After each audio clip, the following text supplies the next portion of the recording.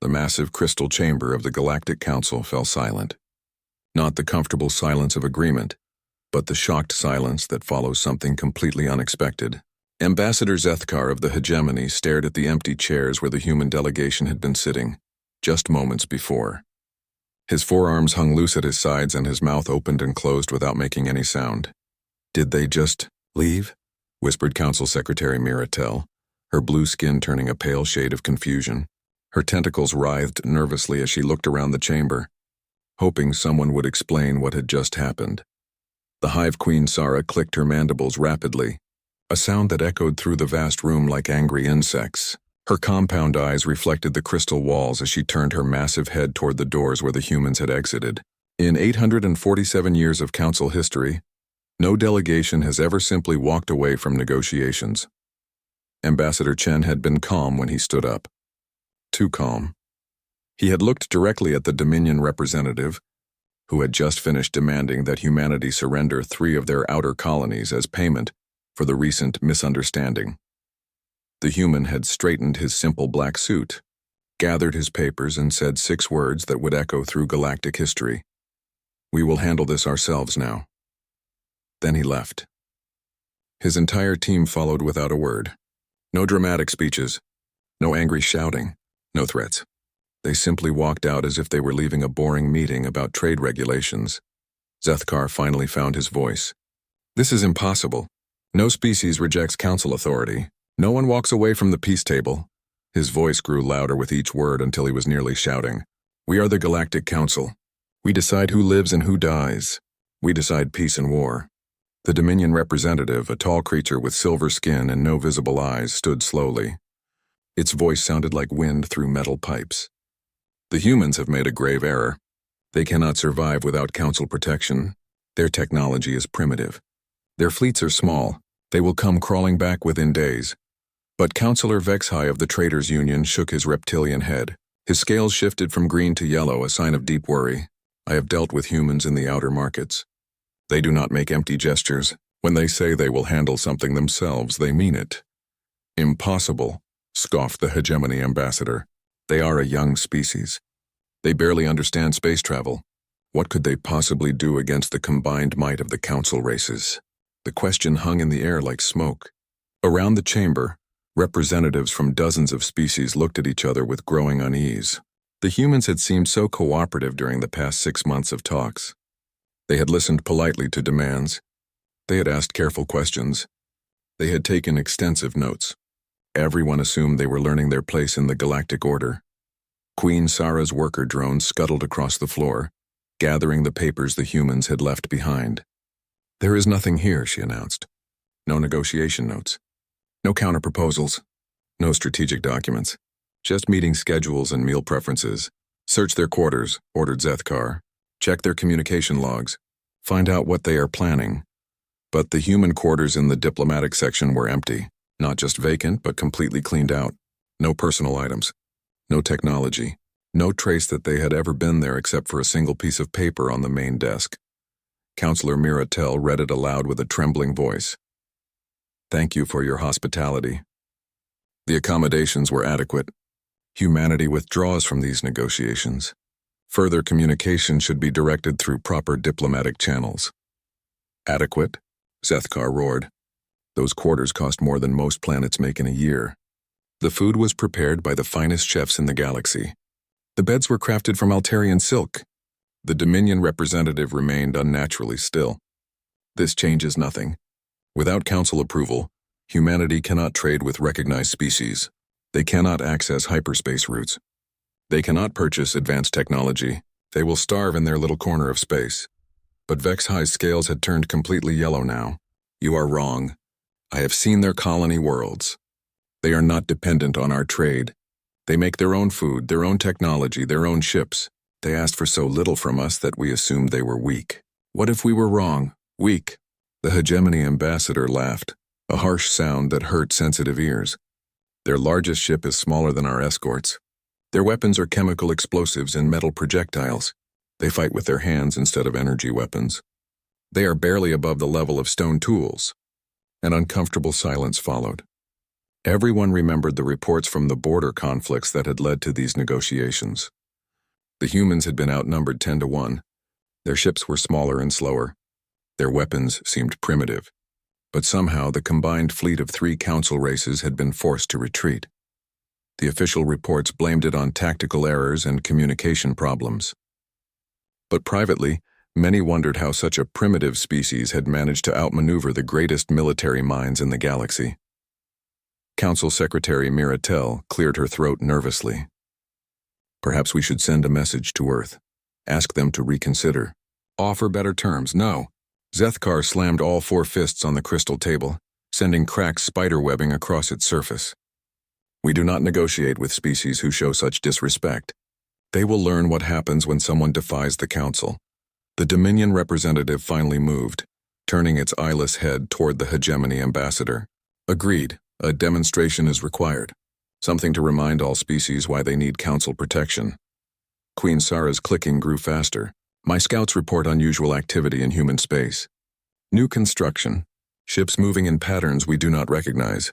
Perhaps we should wait and observe before taking action. Coward, hissed Zethkar. Your hive grows soft with too much comfort. The humans need to be taught a lesson, and the hegemony will provide it. But even as he spoke, reports began filtering in from across the galaxy. Human ships had been spotted in systems far from their territory. Not invasion fleets, but small, fast vessels that appeared and disappeared without explanation. Human diplomats were suddenly unavailable for meetings. Human traders had stopped arriving at the major commercial hubs. It was as if humanity had simply vanished from galactic society overnight. The emergency session continued for hours, but no one could agree on what the human withdrawal meant. Some called for immediate military action. Others urged caution and investigation. A few even suggested that perhaps the council had been too harsh in its demands.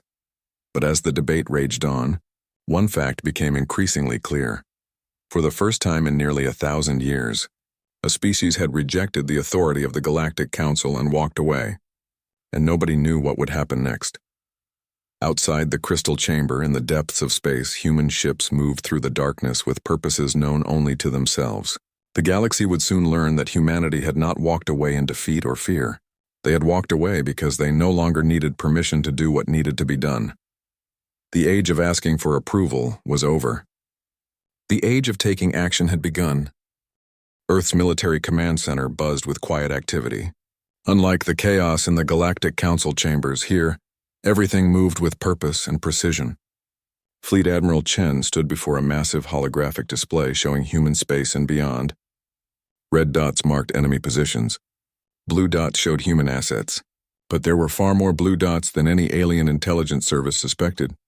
Status report, Admiral Chen said calmly, his hands clasped behind his back.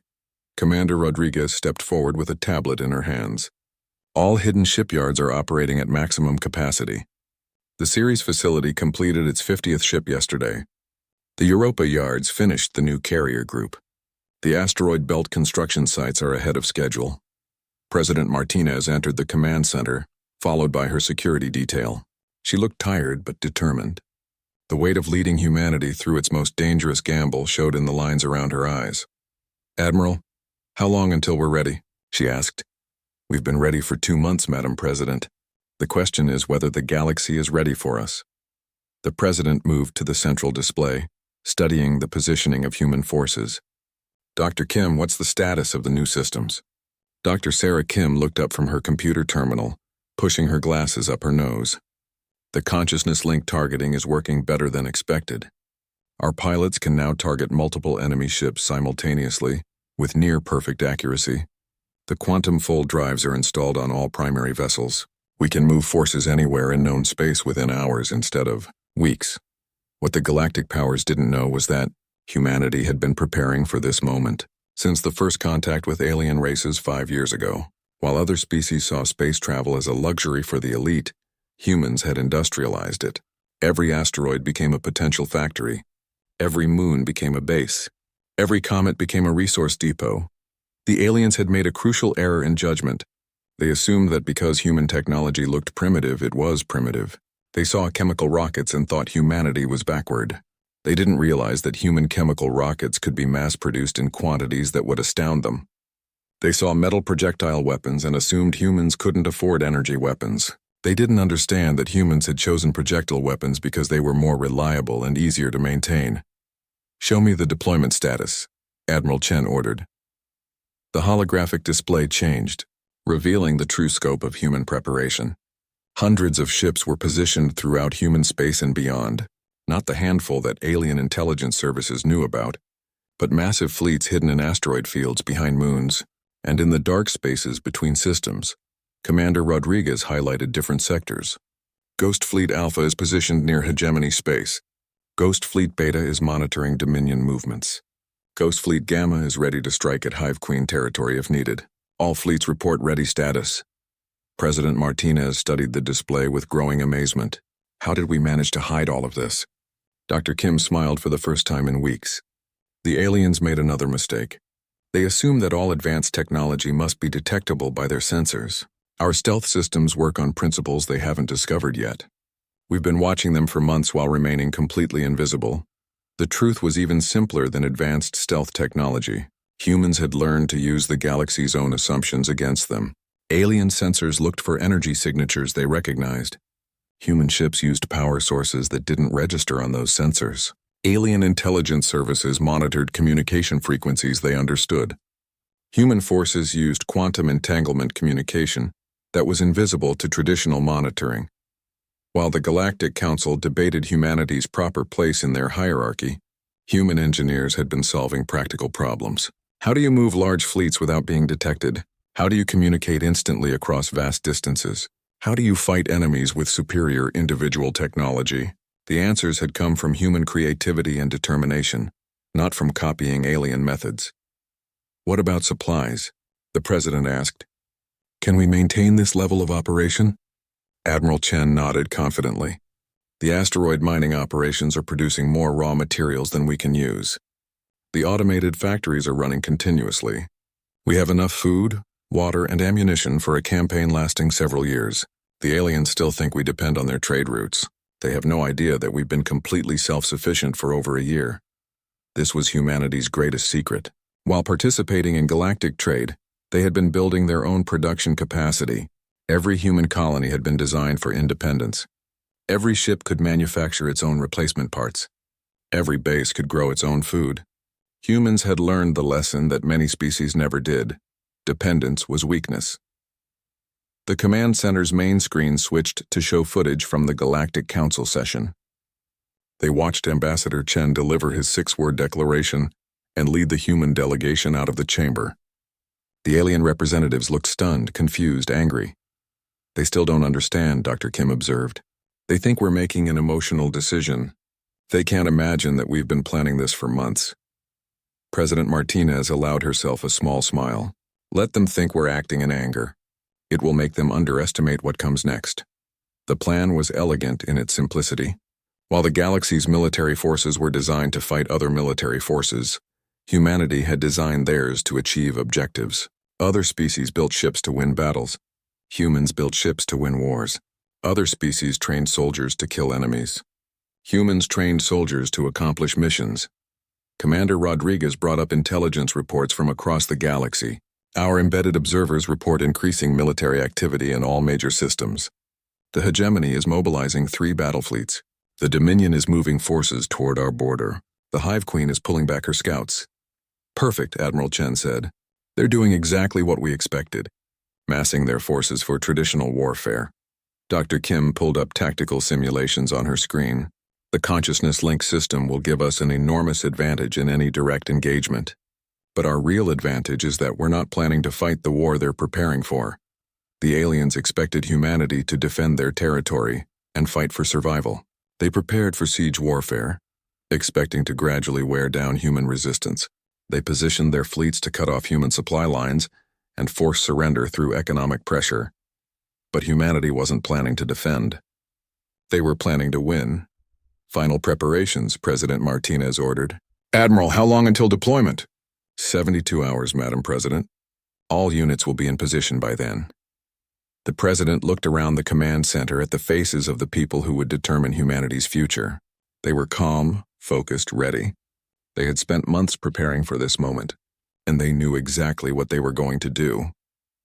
"Then let's show the galaxy what happens when they underestimate the children of Earth," she said. Outside the command center, across human space, the final preparations continued. Ships moved into position. Weapons were loaded. Communications were tested. Soldiers prepared for missions that would redefine warfare in the galaxy. The aliens thought they were dealing with angry primitives who had stormed out of negotiations. They were about to discover that they were facing something far more dangerous: humans with a plan. The hegemony fortress world of Kythera had never fallen. For 300 years, it had guarded the main hyperspace road into hegemony territory. Its orbital defense platforms could destroy entire fleets. Its planetary shields could withstand bombardment from 100 warships. Its garrison of 50,000 elite soldiers had never known defeat. That was why Admiral Vorthak chose it as the staging ground for the punitive expedition against humanity. If the humans wanted to play war games, they would learn why the hegemony ruled a quarter of the galaxy. From Kythera, his forces would sweep into human space and remind these upstart primitives of their proper place. The first sign of trouble came at 0347 station time. Communications Officer Telkron looked up from his console with confusion written across his scaled features. "Admiral, I'm receiving strange reports from the orbital platforms." Vorthak didn't look up from his tactical displays. He was studying the human border, planning his attack routes. "What kind of reports?" "That's just it, sir. No reports. Nothing at all. Platform 7 stopped responding to routine check-ins 20 minutes ago." Now Vorthak paid attention. Platform 7 housed 2,000 crew members and enough firepower to level a city. It didn't just stop talking. "Send a maintenance shuttle to investigate." The shuttle pilot reported back within an hour, his voice shaking over the communication link. "Admiral, you need to see this yourself." "I can't. I don't understand what happened here." Vorthak took his personal ship to Platform 7, bringing along his security chief and chief engineer. What they found defied explanation. The platform was intact. All systems were operational. Power flowed normally through every circuit. Life support was functioning perfectly, but there was nobody there. Not dead bodies. Not signs of struggle. Not disabled crew members. Just empty corridors and vacant control rooms. 2,000 people had simply vanished without leaving any trace of what had happened to them. "Check the logs," Vorthak ordered, though his voice had lost its earlier confidence. The security chief worked frantically at the main console. "Admiral, the logs show normal operations until 0327, then nothing. But look at this." He highlighted entries on the screen. Every station was manned until that exact moment. Every post was occupied. Then suddenly, all monitoring stopped. The chief engineer ran scans with his instruments. No signs of violence. No weapon discharge. No hull breaches. No evidence of teleportation or energy weapons. It's as if everyone just decided to leave at the same moment. But where had they gone? And why hadn't anyone seen them leave? Over the next 6 hours, the mystery deepened. Platform after platform reported the same phenomenon. Crews simply disappeared, leaving their posts operational but unmanned. The planetary defense grid remained active, but no one responded to communications. Admiral Vorthak ordered his ships to approach the planet itself. If enemy forces had somehow infiltrated the orbital defenses, they would have to face the ground-based armies. 50,000 soldiers with the best equipment in the galaxy would make short work of any invasion force. The planetary shields were still up. The defense batteries were still powered. Landing was impossible without authorization codes. But when Vorthak demanded that ground control open a corridor for his ships, he received only silence. "Scan the surface," he ordered. "Find me those missing crew members." The scans revealed something impossible. Every military base on the planet was intact and operational. Every vehicle was in its proper place. Every weapon was ready for use. But the thermal scans showed no life signs in any of the military installations.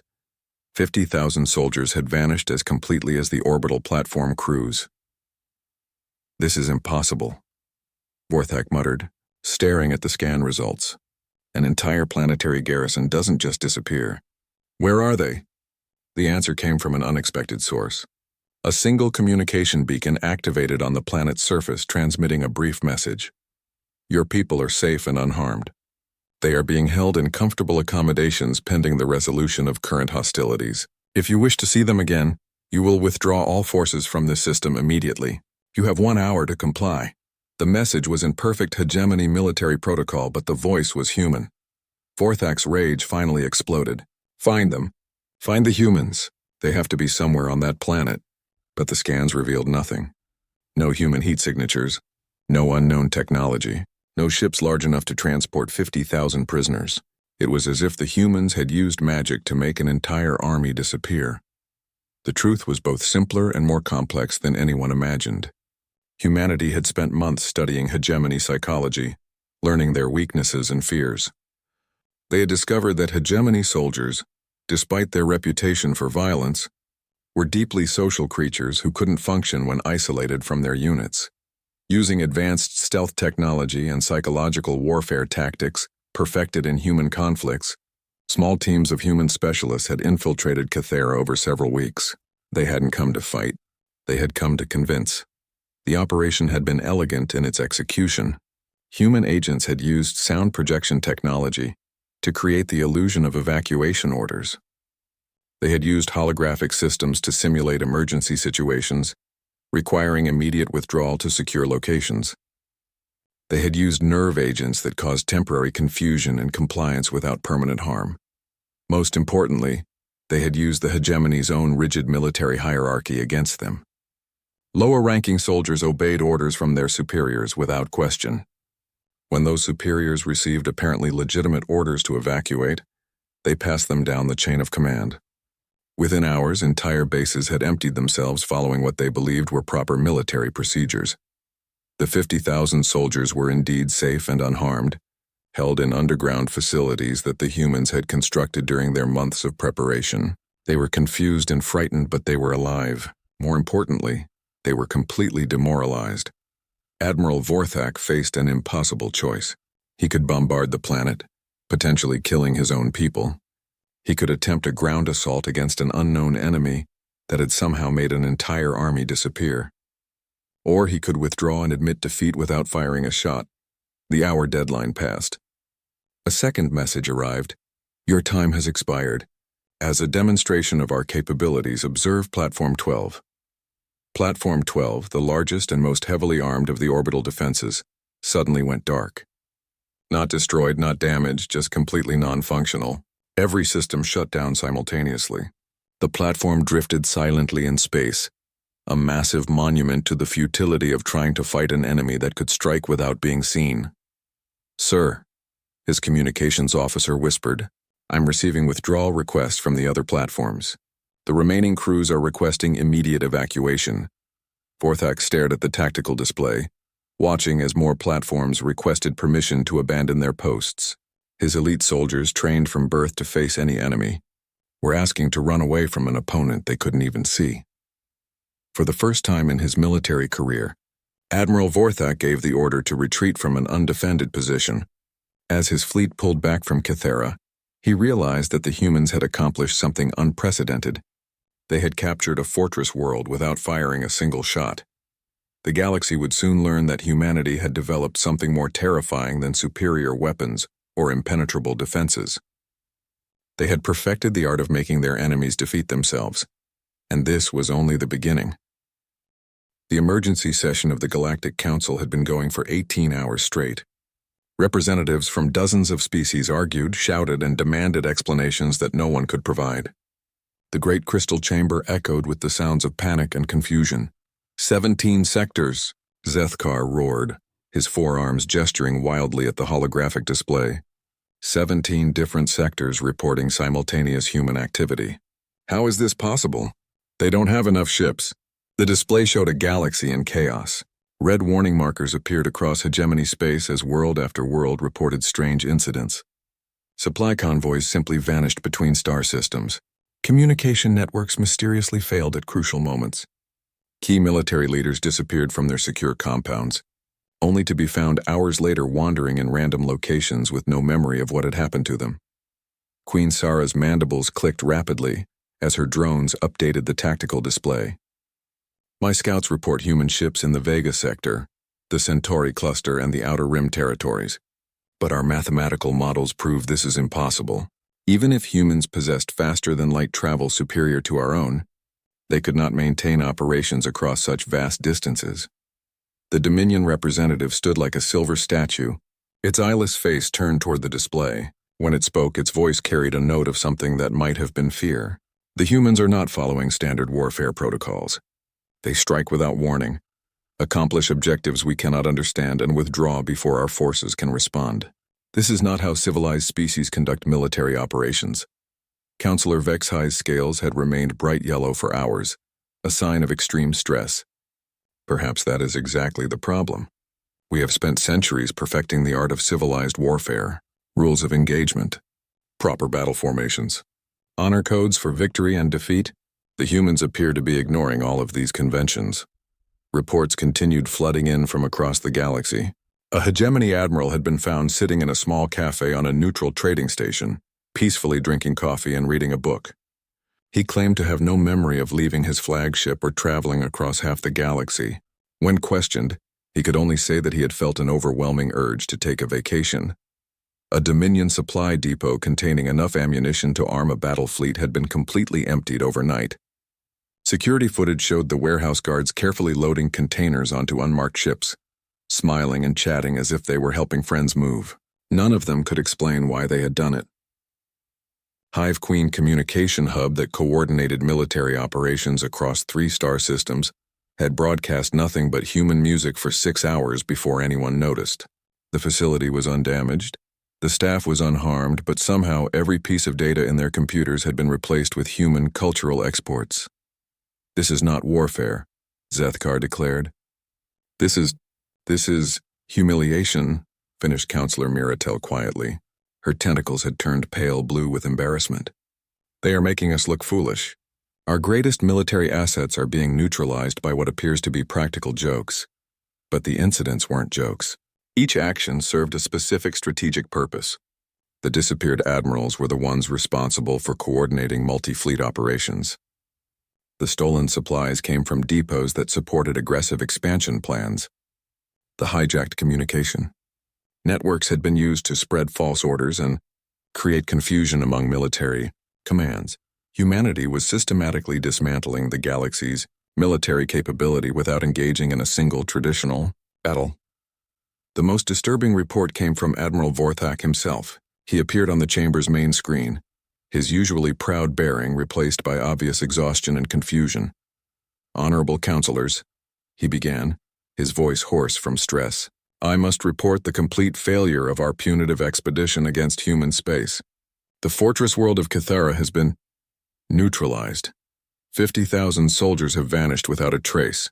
Our orbital defenses are unmanned but operational. The humans have somehow taken control of our most secure military installation without firing a shot." Silence fell over the chamber. Cathara was supposed to be impregnable. If the humans could neutralize Cathara, no hegemony world was safe. "Explain," Zethkar demanded, though his voice had lost much of its earlier fury. "I cannot explain it," Vorthak admitted. "Our soldiers simply left, all of them, following what appeared to be legitimate evacuation orders. But there was no evacuation. No emergency. No threat that we could identify. They walked away from their posts and disappeared." Queen Sarah leaned forward, her compound eyes reflecting the chamber's lights. "Where are they now?" "Unknown. We received a brief communication stating that they were safe and unharmed, but no location was provided. The humans have promised to return them when hostilities end, but we have no way to verify their condition or whereabouts." The implications were staggering. If humans could make an entire army disappear without violence, what else were they capable of? More importantly, how many other critical installations were vulnerable to the same mysterious tactics? Dr. Kelvanos of the Science Council requested permission to speak. The elderly researcher had been studying human culture and technology since first contact. "Honored counselors, I have been analyzing these incidents for patterns. I believe the humans are employing a form of warfare that we have never encountered before." "Explain," ordered Zethkar. "Traditional warfare focuses on destroying enemy forces or capturing territory. The humans appear to be focused on psychological manipulation and operational disruption. They are not trying to kill our soldiers or destroy our ships. They are trying to make them ineffective." The room erupted in confused chatter. Several representatives demanded clarification of terms that had no equivalent in their languages. Dr. Kelvanos continued over the noise. "Human military history includes extensive study of what they call psychological warfare. The basic principle is that an enemy who doubts himself is more easily defeated than one who is simply outgunned. By making our forces question their orders, their safety, and their purpose, the humans are achieving military objectives without military engagement. Impossible, scoffed the Dominion representative. Military discipline cannot be so easily undermined. Soldiers follow orders regardless of their emotional state. That assumption may be incorrect when dealing with humans, Dr. Kelvanos replied. Their species has evolved specifically to excel at reading social cues, detecting deception, and influencing group behavior. What we consider to be impossible manipulation may be natural talent for them. A new report arrived that silenced the debate. The message was brief and appeared simultaneously on every screen in the chamber. Admiral Vorthak will be returned to you shortly as a demonstration of our peaceful intentions. Please ensure that appropriate medical personnel are standing by. 30 minutes later, Admiral Vorthak materialized in the center of the council chamber, not transported by any known technology, but simply appearing as if he had always been there.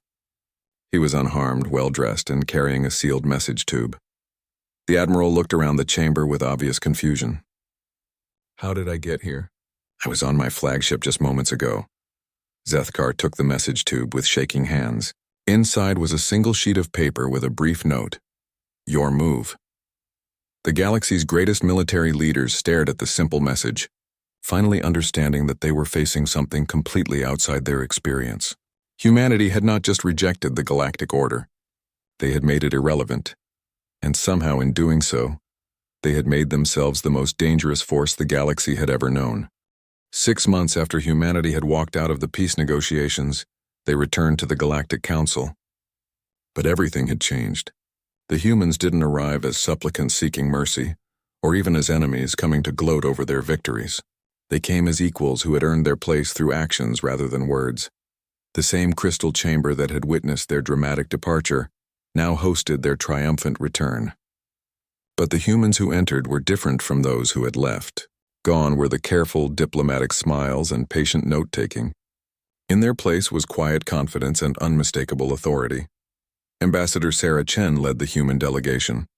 She was younger than her predecessor, with the sharp eyes of someone who had seen combat and the calm bearing of someone who had won. Behind her walked generals, admirals, and scientists who had spent the last 6 months rewriting the rules of galactic warfare. The alien representatives watched nervously as the humans took their seats. The great chamber felt smaller somehow, as if the humans had brought the weight of their recent victories with them. Zethkar of the hegemony looked older than his years. The stress of losing a third of his territory without being able to fight a single proper battle had aged him visibly. His forearms hung limply at his sides as he stared at the human delegation. You have returned, he said, his voice lacking its former arrogance. We said we would handle things ourselves, Ambassador Chen replied calmly. We have done so. Now we are here to discuss the new reality. Queen Sara's mandibles clicked softly, a sound of nervous submission rather than aggression. What do you want from us? The question that had driven the galaxy's politics for centuries. What did the victors want from the defeated? Territory? Resources? Tribute? Revenge? Ambassador Chen stood and activated a holographic display that showed the current state of galactic politics. Large sections of what had been hegemony space now showed blue markers indicating human control. Trade routes throughout the galaxy had been reorganized around human logistics networks. Communication systems now routed through human relay stations. We want recognition, she said simply. Recognition that humanity is a sovereign power with the right to determine its own destiny. Recognition that our space is our own. Recognition that we are equals in this galaxy, not subjects to be managed by a council of self-appointed rulers. The Dominion representative remained motionless, but its voice carried undertones of defeat. And if we refuse this recognition, then you will continue to lose worlds, fleets and armies to an enemy you cannot see, cannot fight, and cannot understand. Admiral Chen replied from his position behind the ambassador. We have demonstrated our capabilities. We prefer cooperation to conflict, but we are prepared for either. The demonstration had been thorough.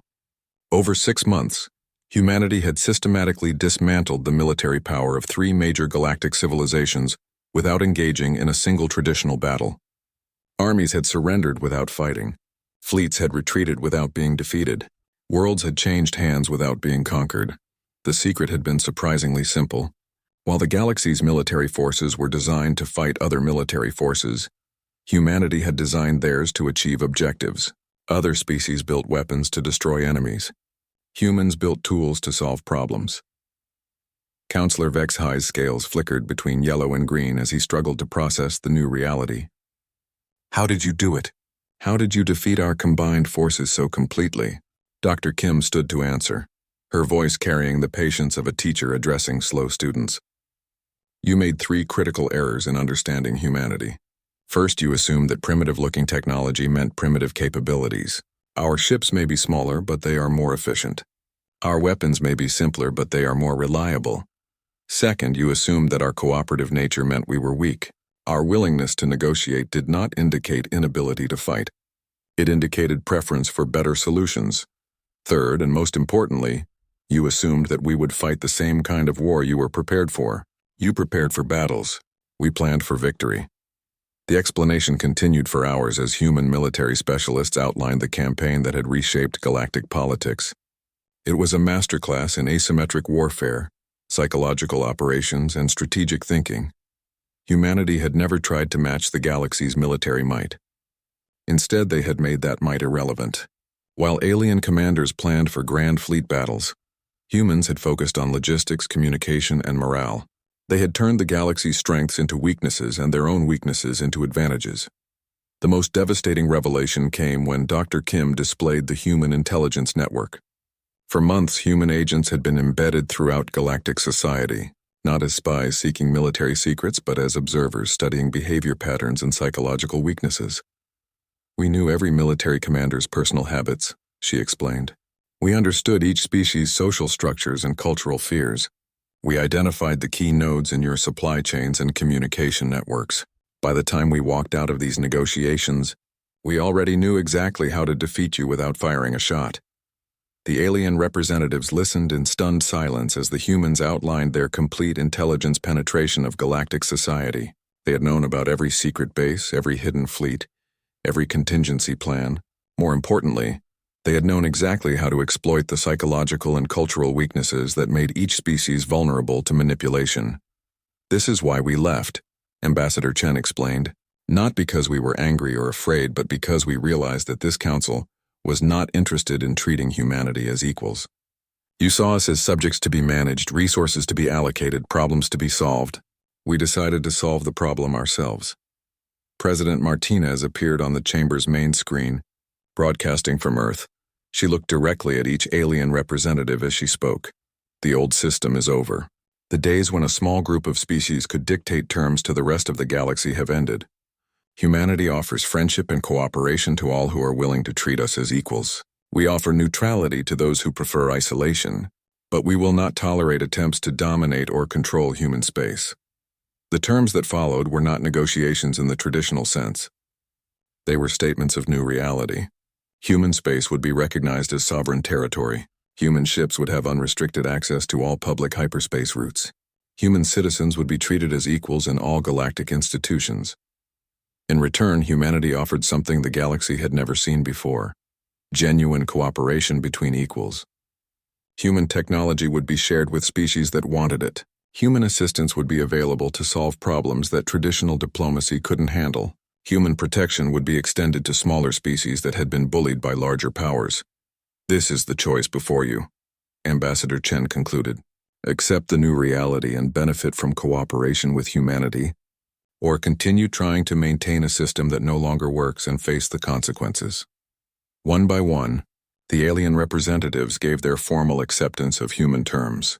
Even Zethkar, his pride broken by months of inexplicable defeats, nodded his agreement. As the session concluded, the Hegemony Ambassador made a comment that would become famous throughout the galaxy. We thought we were negotiating with primitives. We were actually threatening Earth's children. The age of human subservience was over. The age of human partnership had begun, and the galaxy would never be the same. Outside the council chamber, human ships moved freely through space that had once been forbidden to them. Human colonies expanded into territories that had been denied to them. Human traders opened new routes that connected isolated worlds to galactic commerce. But most importantly, the children of Earth walked among the stars as equals, carrying with them the unshakable knowledge that they had earned their place not through conquest or domination, but through the simple demonstration that humanity would not be told what they could not do. The galaxy had learned to respect the species that had once seemed so small and primitive.